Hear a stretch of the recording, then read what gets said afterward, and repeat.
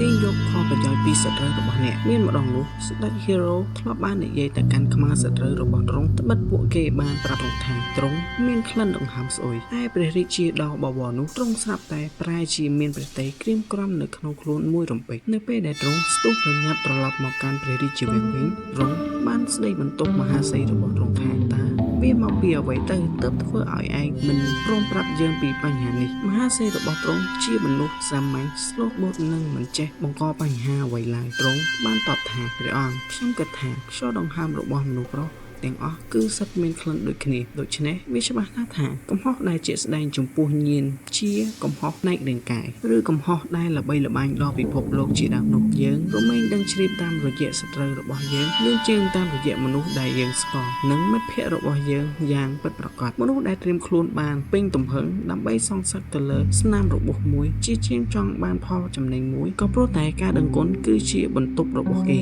ហើយការសងសឹកគឺជាក្តីសុខរបស់គេនោះឯងហើយក្តីសង្ឃឹមគឺជាក្តីសុខរបស់ពួកគេនោះឯង